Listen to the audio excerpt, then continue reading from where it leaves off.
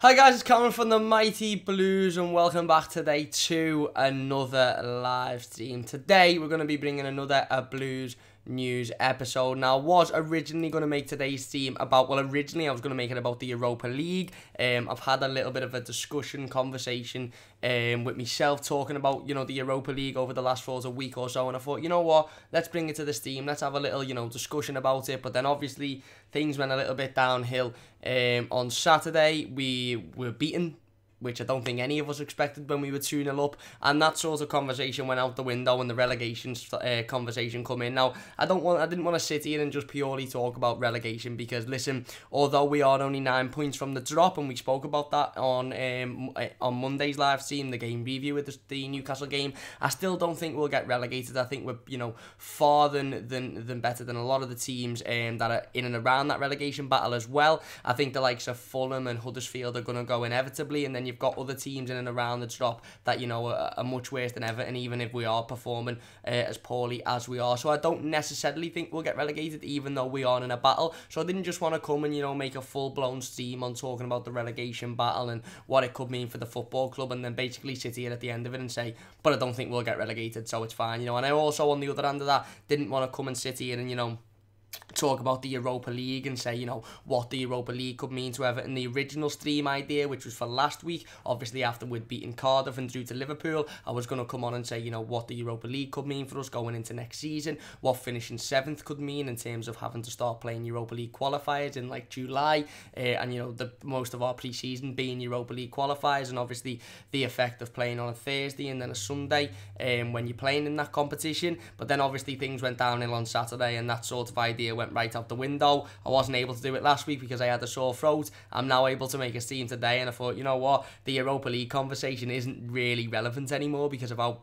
poorly we played the other day. Don't get me wrong, we can still make it into the competition, but for me, I don't necessarily think we'll finish 7th. I don't, and you know what, I don't know whether it'd be a blessing in disguise if we didn't finish 7th, to be honest. I think, the Europa League is notorious for adding extra pressure to football clubs, certainly football clubs that don't have a massive squad. And I know we've got a big squad of players on paper, but when you look at quality-wise and all the players that are in that squad good enough to be competing in the European competition and in the Premier League week in, week out, you have to say they're not. There's barely 11 players that can compete in the Premier League week in, week out at a good level. In fact, there probably isn't 11 players at the minute that can compete week in, week out on another level, on a decent level. So if we've got, we're having to play Thursday nights and then Sundays as well, pretty much every other week, and we're playing in that competition, it's going to be tough for us. So I didn't want to come on and just talk purely about the Europa League, because I knew people would be there saying we need to focus on just, not getting relegated first. There's other teams that above us that, will probably are likely to get Europa League over us. So like I said, I didn't want to come on and talk about either of those subjects just on their own. We will talk about them in today's team, but I didn't want to just solely focus on them, because on one hand the relegation subject is like, yes, okay, we're only 9 points clear of the drop, and we could get dragged into a battle if we don't start improving, but I don't necessarily think we're going to get relegated. And on the other hand, you're like, okay, yeah, we could mathematically make the Europa League, but I don't necessarily think we'll make that either, because I just think there's teams above us, likes of Wolves, etc., that are performing better than us at the minute, and them top 6 spaces are nailed on to be the top 6. So the 7th place is open for the likes of Wolves and other sides around there, West Ham, Birmingham, Bournemouth, stuff like that. We're not at the minute in that fight, I don't think, because we're not performing good enough. We're not getting the results, and like we seen on Saturday, we can't even keep a hold of a 2-0 lead against a team that aren't that fantastic anyway. So I didn't just want to solely focus on them. So I thought, you know what, we'll do a Blues news episode. There's been a couple of bits of news in the last couple of days coming out of Everton Football Club that I thought we'll talk about. Obviously we had the news today that Jordan Pickford and Michael Keane have been included in the England men's national team for the upcoming UEFA, I was going to say that, for the upcoming Euro 2020 qualifiers against the Czech Republic and Montenegro. Interesting that we'll talk about that. Obviously we spoke about Michael Keane on Monday's live stream, saying that it's really, really mad how 1 week he can have an absolutely amazing game in the derby and he can look fantastic, and the next week against Newcastle he can just have a calamity and look defensively poor. And Jordan Pickford as well, a massive talking point on Monday's live stream, a massive massive talking point and, you know, made some really, really big errors in that Newcastle game. And for me, like we mentioned on Monday, put his sort of pantomime villain character ahead of just playing football for Everton and what it means to Evertonians. He put sort of what it meant to Sunderland fans and Mackems more, I thought, and that wasn't acceptable. But both have been called up for an England call-up. I can't say I disagree with it, to be honest. Obviously, Gareth Southgate wouldn't have just been watching the Newcastle game and judging off that. He'd have watched previous games. He'd have seen Jordan Pickford's performance, Michael Keane's performance in the derby. He'd have seen some of Jordan Pickford's performances in recent weeks, some of the saves that he's made. So I do understand it. Obviously, listen, it ain't going to help Jordan Pickford's... If we all sit here and think Jordan Pickford's got an issue with his confidence and he's a little bit too overconfident and maybe he's a little bit too cocky, it's not going to help the fact that he's constantly getting called up for England. But that doesn't mean I don't want him to be called up for England. What would probably give Jordan Pickford the kick up the arse that he needs, that we aren't able to give him because we haven't got a goalkeeper good enough to challenge him, is if, you know... Gareth Southgate decides to put Tom Heaton in for the game, or he decides to put one of the other backup goalkeepers in and he says, you know what, Jordan, you're going to sit out of this one because I haven't really been impressed with your performances for your club recently, so you're going to sit out and we're going to give one of the other lads an opportunity. That's sort of the only kick up the arse Jordan Pickford could have at the minute, because let's be honest, although we might be a little bit angered at him and some fans might be saying, you know, he deserves to be dropped and this, that, the other, do we really want Martin Stecklenburg playing in a Premier League game? No. João Virginia, I know a lot of people have been calling for him, but I think it's, for me anyway, personally, obviously everyone's opinion matters, but for me, I just think it's a little bit of a desperate call, to be honest. The lad's never played a Premier League game. I think he played half an hour, 40 minutes maybe, against Gormahia, wasn't challenged at all, so we don't know what he's going to bring, and we could stick him in, you know, in a Premier League game, and he could have an absolute calamity, and that's it, that kid's confidence gone for good then, you know, he's never going to want to step on the pitch again. So I think until we've got a goalkeeper, and hopefully we sign somebody in the summer that, you know, can challenge Jordan Pickford and that can be there constantly kicking him up the arse for that number one spot, then I think the only thing we can sort of look at in that department is if Gareth Southgate decides to make that decision. We'll also speak about Marco Silva. Obviously, we spoke briefly about it at the end of Monday's team, speaking about Marco Silva's ban or, you know, charge that he was supposedly getting. It's now been announced that he's been charged with improper conduct for coming to an altercation or confronting referee Lee Mason after our 3-2 defeat to Newcastle last Saturday. I believe the confrontation was due to some of the decisions that the officials made, which was fair considering Newcastle's third goal was 300 mile offside. I don't necessarily think Marco Silva was going up looking for an excuse. I think he just was quite angry at the decision and wanted to let his feelings known. And we'll speak a little bit about managers and referees and whether, you know, the FA protect referees a little bit too much, and whether the fact that managers aren't allowed to go up and, you know, say their feelings and let their feelings known and speak to referees about decisions that they've made makes the referees maybe perform, you know, even worse, because they've got nobody there to sort of say that was really wrong, how did you cock that up? You know, maybe they are protected a little bit too much. Listen, you all know my feelings about the refereeing standard in this league. I think it's absolutely shocking. I think, to be honest, 90% of the referees in this league are absolutely awful. Lee Mason is one of them, bang on one of them. He's absolutely shocking. So I've got absolutely no issue with Marco Silva or any manager going up to you know, a referee, and if they've got a, you know, a need for it, and say, listen, how did you cock that decision up, mate? There's 5 players, because that third goal for Newcastle, there's literally 3 or 4, maybe even 5 Newcastle players standing in an offside position, and we actually keep a really, really good line, and the referee and the linesman just don't see it. In terms of the charge, whether it's going to be a fine, whether it's going to be a ban, it hasn't been released yet. Marco Silva's still got a little bit of time to respond to the charge. However, I do know Mauricio Pochettino was charged with a 2-game touchline ban, I believe, for a similar altercation with Mike Dean a couple of weeks ago in a Tottenham game. So he may be looking at a touchline ban, who knows? He may just look at a fine. It depends, you know, sort of what the referee's report from Lee Mason states and how, you know, he feels, because let's be honest, they're going to side with the referee. Just going to tweet this team out so everybody knows we are live, so they can come over and discuss the Blues if they want. Don't know whether there'll be a lot of people that want to talk about Everton after the recent performances, but oh well. Emily says, hello, how are you? We miss you. Oh no, that's Kadir. Emily says, hello, how are you? I'm fine, thank you. I hope you are doing well. Kadir says, we miss you.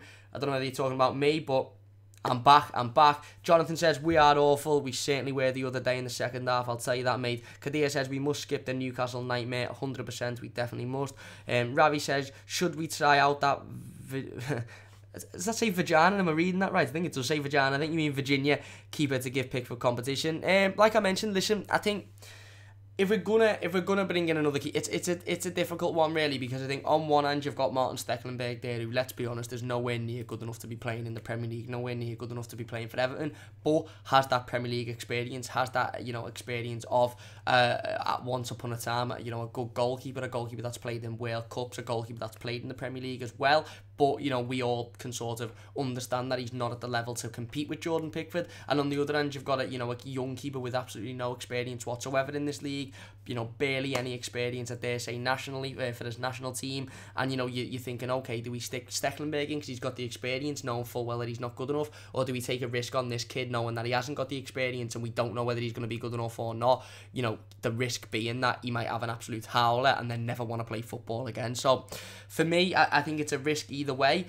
I would just like us to go out in the summer, if I'm being honest, and sign a number 2 or a competitive, competitor for Jordan Pickford that can come in and give him a real boot up the arse and say, you know what, when you're not playing, I'm going to play, because I don't think we've got one of those at the minute, I must be honest. Maybe Virginia might be that guy, but he's certainly not that at the moment.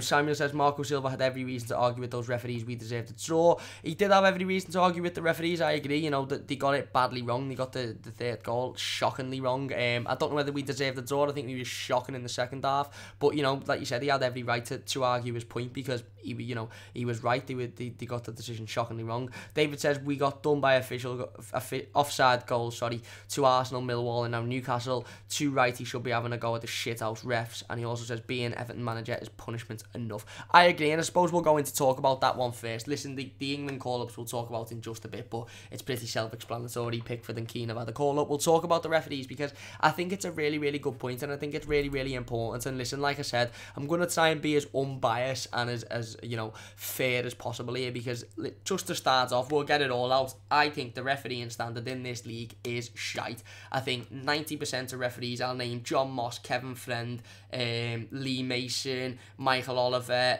even going back to when Clattenburg was in the league, Phil Dowd, remember him, was in the John Moss. These are just referees in the last sort of 5 or 10 years, and referees that are refereeing today that are absolutely shocking. And I don't mean make the odd refereeing mistake, maybe Michael Oliver can be excused, but out of the others, I don't mean make the odd refereeing mistake, I mean not capable of refereeing a game of football down the local footy pitch on a Saturday morning with a load of lads that have come from the pub to play a game against each other. They're not anywhere near good enough to referee the standard of this Premier League, and that for me, that's just fact. That is just fact. Now, there's been that long-term argument, and I'm involved in the argument of whether they're biased, whether they've got an agenda, or whether they're just shite at the job. I think certain referees are biased. I think the likes of Kevin Friend, I think the likes teams that Mike's decided to get off. I think the likes of Kevin Friend, I think the likes of John Moss just generally don't like Everton Football Club. I think Lee Mason's just shit, if I'm being honest. I think he's just shit at being a referee. But yeah, I definitely think there's an argument there, and first and foremost, above everything, I just think referees aren't good enough in this league. Now, having said that, the fact that they are protected by the FA, and I understand to an extent why they're protected, and don't get me wrong, I'm not saying let's let managers, let's let players, let's let everyone jump on the pitch and have a go at a referee if they get a decision wrong, because at the end of the day, they're humans, linesmen are humans, and they're bound to get decisions wrong. They are, at some point, they're bound to get something wrong that that's just human error. I think some of the decisions that they get wrong are not good enough, aka an offside goal where 5 players are literally standing miles offside and they cannot see it. I don't think that's acceptable, in my opinion. Lee Mason's done that numerous times before, numerous times refereeing Everton done that. So I think managers do have a right to go up and say, listen, you know what, that was a shocking decision that mate. Or not even, he mightn't have even gone up and said that was a shocking decision. He might have literally gone up and said, do us a favour, explain that for me. How do you explain that? What were you seeing that I weren't seeing? Because I seen 5 players offside, so explain what you saw to me. Now, I do not agree with the fact that as soon as a manager approaches a referee in that way, it's all of a sudden improper conduct and they should get a ban. I don't agree with it, because at the end of the day, we don't know the ins and outs of it. We don't. Marco Silva could have gone up, called him a bad dickhead, called him a baldy knobhead, and said, you don't know how to do your job. Marco Silva could have gone up to him and said, listen, just do us a favour, explain that to me there, mate, because I think you were really wrong. Who knows what he said? We don't know. But I think the fact that, we've now seen two managers in recent weeks, speaking Marco Silva and Mauricio Pochettino, go up to referees and, have a go because of decisions made and them get banned straight away. I just think, that's a little bit unacceptable for me. I think, at the end of the day, there's an argument there for the way Marco Silva approached the referee. There's an argument there for the way Marco Silva went about doing it. He could have done it in private. He could have waited till, Lee Mason got in the tunnel and then said, listen, what's going on there? How was that ever a foul? But I think, regardless of that, at the end of the day, Marco Silva is being punished for standing up for his team and saying, how did you come to that conclusion? Because that is an absolutely shocking decision. Other managers have again stood up in the same way and been fined for it, or been, charged and banned for it. And I just disagree with it. I purely disagree with it, because I think at the end of the day, if we had a refereeing standard in our league that was unbelievable and they barely got anything wrong, and every single week in, week out they were fantastic, and maybe that's how it's going to be when VAR comes in, then I'd go, okay, when they get the odd decision wrong, maybe you just allow them to have that decision wrong and you don't challenge them and you just say, okay, human error, whatever. But the reality is, we don't. The refereeing standard in our league is shocking, and referees, and I'm not just talking in Everton games, referees are making mistakes every single game. And I'm not just talking when we're watching Everton, I'm talking pretty much most Premier League games, referees are giving shock. There's always an incident on Match of the Day where you look and you go, God, he's had a shock at the ref there. And that's just unacceptable for me. It's purely unacceptable. And I think the longer they're allowed to get away with it without being confronted, the longer that they'll do it. And, if the FA are saying, oh, no, you can't go and you can't talk about the decision, you can't go up and say, you don't agree with the decision, that, the referee's decision's final, and that's fair enough, it is final, we all know that, but I still think you should be allowed to appeal it, or at least go up and say, listen, what was your thought process behind that, mate, because how I seen it, there was 5 players offside. The ref might then go, you know what, to be honest, I had a bit of a shocker there, I didn't see it, and I've given the goal, apologies, and then Marco Silva would probably turn around and gone, you know what, whatever, it happens in football. But the fact that as soon as you approach a referee to make that discussion, to to sort of begin that not argument, but begin that discussion of why was that decision made, you just get struck off straight away. I just don't agree with it. I really, really don't agree. It'd be interesting to hear your thoughts in the live comments. Make sure you do get involved with this discussion. If you're watching it as a YouTube video afterwards as well, please do get involved in the regular comments. Where are we? Teeth and toothbrushes. Do you rate Silva? Did well in Portugal and Greece, but he's lost 38 of 82 Premier League games. Fair enough, 11 of those were Hull, but still a poor record, don't you think? It is a poor record, it is, and like I said, I think a lot of people watch these streams and sort of think that I'm on the Marco Silva bandwagon. I'm a Marco Silva in 100%. That's never going to change. Listen, I don't think we should sack Silva, and I don't think we should sack Silva for a couple of reasons. One of them being, what's the point now? We've got nothing to play for. We're not in any competition. We're not going to get anywhere in the league, so we may as well see where we are in the summer, reevaluate in the summer, and see where we are at the start of next season. See what signings Silva makes, see what signings Brands makes, and go from there. I just don't think sacking him would do anything at the minute, but on the other hand, I'm not totally against sacking him. If he leaves the football club tomorrow, if he's sacked tomorrow, then I'd say, okay, he's gone. Let's look forward now. Let's go into looking at other managers. Let's go into, possibilities of who can manage Everton at the start of next season. A lot of fans seem to be jumping on the Mikel Arteta bandwagon at the minute, and that's fair enough. Like I said, I'm not totally against that. I just think that we need to give a manager time at some point. It's not going to help chopping and changing managers constantly, and like I've mentioned previously on other streams, and I've mentioned it numerous times before, I think there's other issues at our football club. I really, really do. I think there's numerous other issues at our football club that need to be, addressed, as well as maybe the managerial issue. Maybe Marco Silva isn't the right man for the job. Maybe he's not up for it. But I think there's definitely, other issues at the club that we need to look at if we're going to look at that as well. David says we should buy Brie Larson. She wouldn't concede anything from a man. I'm not too sure who she is, to be honest, mate. So I don't know too much about that reference. Emily says Pickford, Coleman, Keane, Zuma, Dean, Andre Gomez, Gay, Walcott, Sigurdsson, Richarlison, Cenk Tosun. Fair enough. Is that your predicted starting 11 for Sunday? Be interesting to hear your guys's. Teethan Zupra says no English referees went to the last World Cup. Says it all really. Exactly, because none of them are anywhere near good enough. Kadir says Everton versus Chelsea, the hero of the day, Sigurdsson happens. I do hope so. I do hope so. Matt says yes, the fellas. Yes, Matt. Hope you're doing well. David says they have a massive arrogance issue. Won't engage with managers or players at times.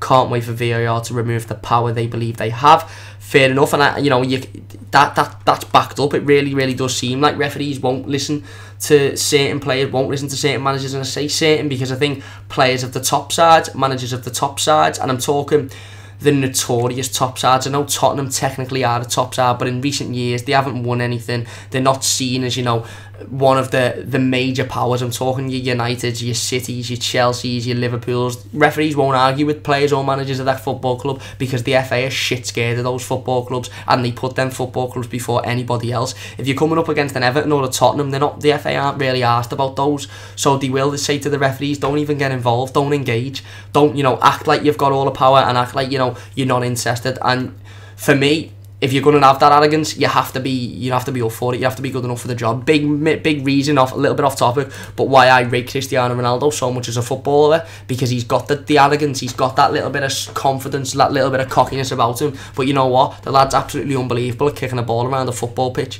You've just seen him break another record yesterday, most UEFA Champions League goals, assists, hat-tricks, this, that, the other. He's got the arrogance and he backs it up with his performances. The likes of Lee Mason, he's got the arrogance and he can't fucking see anything.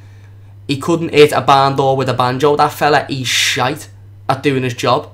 So for me, that's when you need to step back and go, people should be able to have a go at you because you're awful and your decision making is awful, but they can't because obviously the FA say otherwise, and they punish you, and they're punishing Marco Silva for doing that. And Martin says some of the refs look totally unfit also. Again, another fantastic point, and another point I wanted to bring up. Listen, for me, I'm not gonna go deep into it because I'm not gonna start saying the referees are too old, the referees are too fat, but this game and this league specifically, this Premier League, is unbelievably fast. It's fast paced. The football that they play is fast. The players that are playing in the league are fast. It's quick moving and it's constant. It's this, that, the other. I don't care if you're fat, thin, old, young, bloody English, German, Portuguese. I don't give a shit who you are in any league, in any part of the world. If you are not capable of keeping up with the play, you shouldn't be refereeing. I don't care. I don't care if you're World Cup, in a Euros, in a Champions League, in the Premier League. I don't care. If you are not capable of keeping up with the play, you should not be refereeing. And I think the likes of John Moss, Lee Mason, Kevin Friend just aren't capable of keeping up with the play, and therefore they should not be refereeing. Now, I'm not going to go into the reasons as to why they're not capable of keeping up with the play, because I'm not going to sit here and slate people for how they look or whatever, because I'm not about to do that. But that's all I'm saying. If you can't keep up with the play, then you shouldn't be refereeing. And the amount of times I've seen these referees and linesmen as well, I don't know the names of all the linesmen, but the amount of times I've seen linesmen and referees at Goodison Park, watch a ball go out of play and then just go, don't know, let's just guess, do that way. And it's just like, it's not on. If you can't keep up with the play, you're not fit enough to be a referee in this league, and that's it. That's just it. I think referees should go through, a physical and a mental assessment as to, are they quick enough to keep up with the play? And I just think a good 80% of them in this league aren't. And the fact that managers can't go up to referees and can't challenge referees and say, listen, what was that about? That decision was shocking, without getting a punishment, without getting a ban, without getting a heavy fine. It's a little bit like, dictatorship, like if you like, it's like, we're going to make the decision, and whether you agree with it or not, you cannot say anything towards it, and that's final, and I just don't agree with that. But anyway, that's it on the referee part. The charge is there. I dare say Marco Silva will accept it rather than challenge it, because I just think he seems the guy to just go, whatever, I'll accept it. But it's there. We don't know exactly what the charge is going to be yet. It might be a fine, it might be a touchline ban, who knows. But make sure you follow us on Twitter at Mighty Blues YT, as you can see there, and keep tuning into the streams, because we'll have the latest information on that as it comes in. So I suppose we'll talk briefly now just about the, obviously, call-ups for Everton goalkeeper Jordan Pickford and defender Michael Keane. They've been called up to the England national men's team to play in the Euro 2020 qualifiers this month against Montenegro and the Czech Republic. Of course, Gareth Southgate obviously being impressed with Michael Keane's recent defensive performances and the fact that Jordan Pickford is England's #1 goalkeeper and in the World Cup and was a belter in the World Cup and this, that, the other, it's coming home, all that shite. Happy days for them, happy days for them. The two young lads, they're wanting to play for the national team, of course, and they're going away to play for the national team. Happy days, fantastic, wonderful. If it gives Michael Keane the confidence boost he needs, brilliant. If it gives Jordan Pickford a bigger head, not brilliant. Not brilliant for me. I don't necessarily, don't get me wrong, I didn't want him to be excluded from the national team to, you know, as like a punishment. I didn't want to say, right, you've had a one game there, you shouldn't be in the national team. But I think it will benefit him and Everton Football Club if maybe he spent a game out and was said, you know what, Tom Eaton's going to have a game. And then it'd be even more beneficial if Tom Eaton had an absolute fantastic game and Pickford then thought, oh shit, I've got competition here. I'm not just a #1, because I think he is sitting a little bit comfortable at the minute, and he's sitting there nationally and for his football club knowing that he's the #1 and he's not really going to be moved off that pitch. And for me, his confidence in the last couple of days has caused issues and has caused him to make errors and, you know, therefore, you know, cause to goals. I think, like we mentioned in Monday's team, again, I'm not going to go too much into it, but, you know, Jordan Pickford put his pantomime villain sort of persona across a little bit too much for me, laughing at the Newcastle fans every time a ball went out to play, you know, giving away that penalty and then laughing at them, smirking off them as he walked off the pitch, and he put that ahead of, I'm just going to get my head down here, have a good game of football, win the game, and then anything that comes after it can come after it. And yeah, like I said, obviously that affected us quite badly, and a lot of fans have jumped onto that, and a lot of fans have had an opinion on that, and that is fair enough. Anyway, there's not too much news other than that. Of course, Denise Barrett-Baxendale has spoken recently about Bramley-Moore Stadium. There's a little bit more news on that, just in terms of, you know, how many jobs it's going to create, how good it's going to be for the city. It seems that a lot of people around the city, not just Evertonians, but other people are on board with the stadium as well, which is absolutely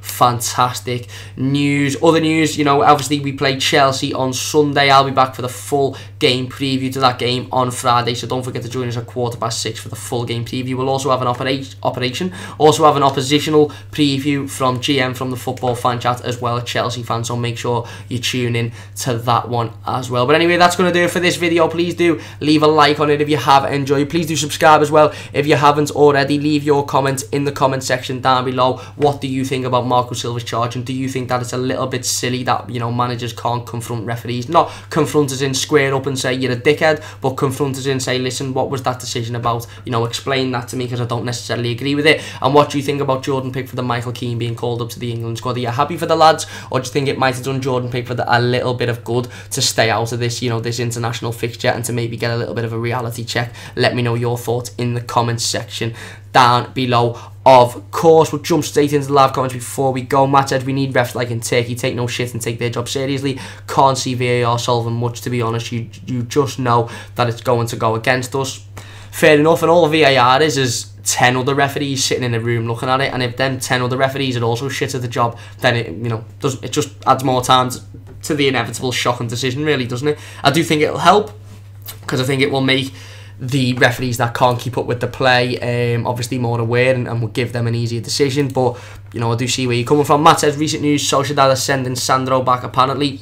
There's another rumour, Sociedad apparently sending Sandro Ramirez back. I believe he hasn't scored since he scored against Seville in pre-season 2 seasons ago. Listen, we only sent him for $5 million, that's all I'm going to say, but he's got no future at Everton, let's be honest. David says if Silva had any balls, he would bench Pickford regardless of England, play Virginia, we ain't got nothing to lose. Fair enough, and that's true, we haven't got nothing to lose, and maybe Marco Silva will go with that, and he'll go, you know what, let's give Virginia a couple of games at the end of the season and see how good he is and see how he fares in this league. But anyway, that's going to do it from me today. A massive thank you to everybody for watching. Like I said, if you're watching this as a YouTube video afterwards, please do leave your thoughts in the comments section down below. Leave a like on the video if you have enjoyed, and subscribe if you are new. I'll be back on Friday, of course, at 6:15 for the full game preview to the Chelsea game. Massive game for Marco Silva, and, you know, really we need to win so we keep ourselves away from this relegation battle that we may or may not get dragged into. But anyway, that is going to do it for today's team. A massive thank you for watching. A massive thank you for everybody in the live comments as per usual. Let me know your thoughts on all the topics we spoke about in the comment section down below.